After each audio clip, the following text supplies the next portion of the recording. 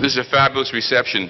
As I was telling Jeremy that when we had Scottie Pippen come in here, it was the biggest reception we've ever had from the press, and it was a tenth of this. Thank you all for being here. We appreciate it. We think Jeremy is going to be a fabulous addition to the team. We welcome him, we like him, and we're ready for, I guess, your questions.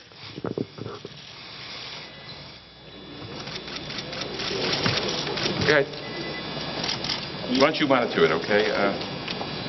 Well, Jeremy, describe the feeling coming back into the practice gym now, as a different player with a bigger talent. I'm just excited to be here, and I think the biggest thing, or the biggest thing that excites me is the fact that I know what this organization is about, and I was in training camp with Coach McHale, and I saw how he operates and what he expects from the team and what he's about. And so to me, that's something that I believe in as well, and it just made sense. Jeremy, you said that. Jeremy, can you briefly explain? This is almost like a script from a movie scenario. This time 12 months ago, you were preparing to play Summer League with us. Now you come back as the conquering king. Just explain what that whole 12-month period has been like for you and your progression as an NBA player. Well, I'm not really I don't see myself as a conquering king, but it's been an unbelievable ride. Just a lot of things that I didn't expect to happen, and in terms of just the way last season went, and I still have to kind of remind myself that this is all actually happening sometimes, but it's a huge blessing from God, and I can't believe how it all shaped up, and for me to be able to be right here, right now, I'm definitely excited and thankful. You said that Daryl and Rockets manager showed you a good time when you came and visited a couple of weeks ago. What did they do to convince you to come back to Houston? Well, we had a great steak dinner, and they just showed me around, and I mean I knew most of everything, but it was just what they said. Mr. Alexander and his willingness and competitiveness, willingness to win, and the direction that they wanted to head in, and just understanding that this is a young team and there's a lot of talent, and that we want to continue to build and get better. And it was very clear that they had plans for me and to use me, and they're very apologetic about. Daryl was very apologetic about letting me go, but the biggest thing is I've been here and I know what it's about, and I've seen what Coach McHale is about too. Jeremy, the relationship you have with Yao Ming, have you spoken to him recently? What did he tell you about this franchise? Well, I just texted back and forth with him a little bit. It was more congratulatory than anything else. But when things settle down, I'll end up talking to him about different things, with regards to the city of Houston. Jeremy, how do you go from being a young guy just trying to make a dream happen 12 months ago to eventually becoming now a global marketing piece in the NBA and in contract negotiations? Well, I'm just trying to take it one day at a time, and a lot of stuff has come so fast, and I'm just trying to make sure every day I wake up and I focus on what needs to be done that day, and I just want to make sure as a person and as a player that I'm consistent in what I believe in, and that's the biggest thing for me is waking up every day trying to glorify God and give my best effort and get better as a person and as a player. When you began playing for the Knicks, you were relatively unknown with little expectations. When you play again, we get an idea today what kind of scrutiny and spotlight you will have.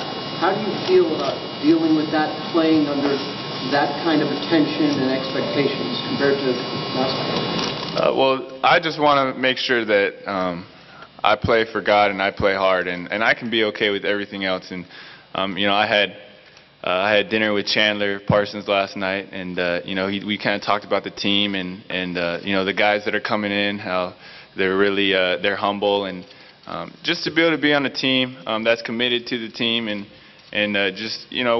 it doesn't really matter in terms of outside distractions. I think we're all just focusing on getting better as a team and moving forward. Jeremy, by all accounts, you really wanted to stay in New York. Just talk about this moment being here now and just ultimately what happened in New York and being here. Well, coming into free agency, I didn't expect to be anywhere besides New York. But after I came and visited and talked, you know, I wouldn't have signed an offer sheet with Houston if I wasn't excited about the possibility of playing here as well. And so, you know, I'm so thankful to New York and the Knicks for this past year, and you know, the way that the fans, you know, rooted for us, and now it's kind of, you know, I'm thankful for what they did for me, and now I'm excited and focused on what I can do to help this organization move forward. Question for Daryl and Les. What was unique, and how did you sell Jeremy on the team, given you had maybe somewhat of a blind roster? You didn't know exactly who was going to be here. How did you sell the organization? What did you tell to him without knowing exactly who we might be playing with? Well, I sold him on the organization that, you know, obviously Mr. Alexander, his competitiveness, and if you go over about 20 years he's on the team, we have one of the top 5 records in the league, top 3 defense, multiple championships. Not many organizations can put an organization like that in front of a player, and I'm always proud to sell it, and I'm also always proud to sell our fans and our city. I think it's you know, potentially still underrated on the national scene, but this organization is one that has consistently won and consistently always tried to strive for a championship, and I think that was the main selling point. Of course, it's for Jeremy. Jeremy, mindset. Talk about the mindset that you have to balance the things that you've been facing with, the adversity, the different things in the media. What type of mindset must a young athlete have to endure all the things you've been through? I think the biggest thing is to know what I'm playing for, and to just stay consistent and not change anything. And you know, I've always tried to play for God, and that's, you know, that's all that I'm worried about. And in terms of, you know, from here on forward, it's really just staying focused and understanding that, you know, we have big challenges ahead of us as a team, and you know, I need to get better. And looking back at last season, there's a lot of areas where I can improve as a player. And so, you know, going into this off season, what I'm focusing on is how I can improve, how I can become better, and how I can help this team. Jeremy, how is your knee now a couple of months into the offseason, and what's your take on some of the differing reports about how the Knicks felt about you not trying to play in the playoffs? And how did you come to that decision not to try to test it? My knee is feeling better, and I'm almost at the point where I have, you know, all the speed and explosiveness from before, and you know, that's in terms of addressing, you know, is similar to what I said in the Sports Illustrated article. It was just, you know, I obviously wanted to play, and you know, just understanding from a physical standpoint, you know, not being able to touch the rim is a big sign of where I'm at, and different things like that. And just having the vets around me kind of like walk me through it, like, okay, how are you feeling? You know, you can't do this, and just, you know, to me mentally, I was like, I'm ready, I'm good, I should go. But you know, it's obviously something that I wanted to do but wasn't able to. This is for both Daryl and Jeremy. Which is the better school, Harvard or MIT? Harvard. MIT. That's not a fair question. The question should be Northwestern or Harvard. That's where they're both going to be grad. Quick question to you, and then Jeremy, I was going to ask both of them. When Jeremy took off in New York last year, did you have to resist the temptation to chew anybody out for making a decision on him here in Houston? And Jeremy, can you talk a little bit about that night in Houston? That night, it was Christmas Eve, if I'm not mistaken. Your thoughts, what you did? I mean, just to put it in context of what's going on here today. Yeah, I mean, that was an emotional time. It was around Christmas, but you know, at that time I had really wanted to stay, and I had been here and I was comfortable with the sets and been through the training camp. But everything happens for a reason, and you know, I'm very excited that they were committed to bringing me back, and I'm excited to be back. It's always difficult when you've obviously made an error, and we made an error by letting him go, and I think we've rectified it now. Les, in your article with Jonathan Fagan yesterday, that interview, you said you and Darryl are still in pursuit of the big man. If that doesn't happen, would you be content with Jeremy, Chandler, and Monteunus, the young draft picks, and just going forward there and then seeing what happens around the trading deadline? I think it's stupid to be content. I don't think you should ever be content. So we're always trying to do better at all times. If Darryl was the kind of guy who was content, he wouldn't be here. So that's how we always look at things. Darryl, as well, you guys have, this organization has dealt with this, has been in this situation 10 years ago and for many of the years since. Can you describe what value there is in that, what advantages maybe towards the organization, but also for the basketball side that might come with this kind of spotlight as you had before? Well, I think the spotlight's important.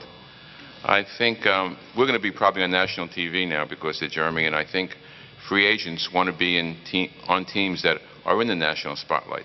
So I think from a basketball standpoint, it will really improve our negotiations with many, many free agents. Jeremy, how disappointed were you in Carmelo and JR's comments? And do you think it's fair that players around the league talk about other people's potential contracts? I love Carmelo and JR, and I've never had any issues with them. And you know, I don't know. I just Blessed. The partnership with the Astros and the new Comcast network starting in the fall. How is Jeremy marketability to be able to help the network, not just here locally, but regionally as well? It probably will help. Jeremy, back on the Knicks. Have any of your former teammates talked to you recently, even after signing, and what kind of support have they given you? Yeah, I mean, I've spoken with almost everybody. You know, Tyson, Novak, even the guys who aren't there anymore. Jared and Landry and Barron. And, you know, I think we developed a friendship and a relationship on that team this past year, and that's going to be a lifelong memory for us. And, you know, we're all rooting for each other no matter, you know, where we all end up. And, you know, I think that's the biggest thing about basketball is you create these lifelong friendships with your teammates. This is for Jeremy. Hey, do you find it ironic at all that just a few years ago you were an economics major, and now some people will refer to you as a one-man economic stimulus package? I guess, yeah. I don't know. I'm definitely not an expert. I just have a degree in it, but I have no work experience in economics. Jeremy, a couple of nights ago, one of the Houston sports stars for the Texans tweeted at you that if you needed a place to stay, Connor Barwin said if you needed a place to stay, you could come crash on his couch. Have you found a place to stay yet? I haven't, but I looked at, you know, a place. Chandler showed me around the city last night and kind of showed me about potential places to live, and so, you know, I'm going to look around and see what's right, but definitely not trying to stay on any couches for the time being. We did have a basketball goal put in for you, but I want to ask you, any other athletes in the city reach out to you as well? No, not yet. Just Chandler. Does that count? I mean, I didn't know if you mean my teammates or you mean from other teams, other sports. No, just you know, just Chandler. Jeremy, when you're coming back in a role, I mean, you're going to be a team leader. I mean, that's why you got this contract. You were the team leader in high school.